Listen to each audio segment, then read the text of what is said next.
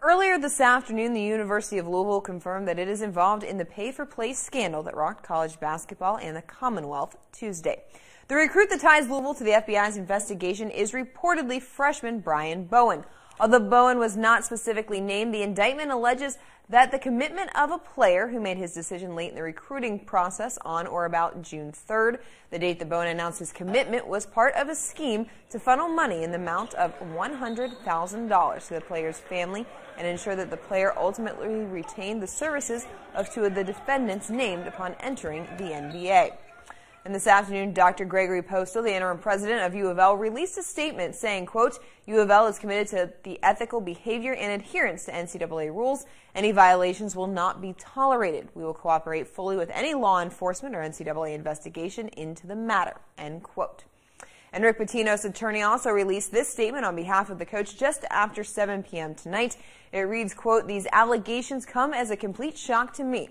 If true, I agree with the U.S. Attorney's Office that these third-party schemes, initiated by a few bad actors, operated to commit a fraud on the impacted universities and their basketball programs, including the University of Louisville. Our fans and supporters deserve better, and I'm committed to taking whatever steps are needed to ensure those responsible are held accountable, end quote. Well, moving to football, Eddie Gran said players are more resilient than coaches when it comes back to bouncing back from a tough loss. He said he saw commitment, not routine, from the Wildcats Tuesday. His quarterback knows it's from seeing how close they were to beating Florida. Absolutely, especially going back and watching the film Monday, watching the good things we did, watching the bad things we did, knowing that we had a chance to win that game, really set fire underneath our butts, I guess. Well, after continued high snaps, Mark Stoops said UK will look at Drake Jackson at center.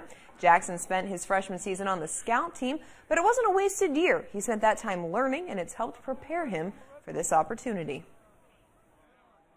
The good thing is if you treat it the right way, it's good for you. Where I was sitting there learning, watching the games, watching what John Toth was doing, asking my teammates questions during the week and stuff like that. So, you know, if you take advantage of it, you can get better during the season, and you do feel like you're part of the team because you're still talking to those guys, associating with them, and getting the defense better during the week.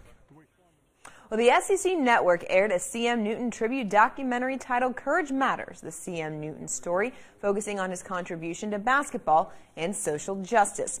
A two-sport athlete at UK, Newton was part of the Wildcats national championship team in 1951.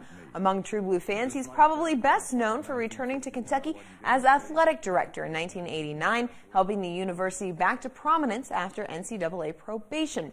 But ask those who know him, and they'll tell you that's not his only legacy.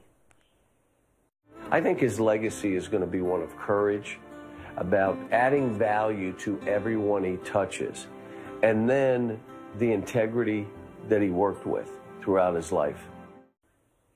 And of course, don't forget to head to the LEX 18 High School Sports Zone Facebook page to vote for our Game of the Week. You have until Thursday. We'll have more LEX 18 news after this.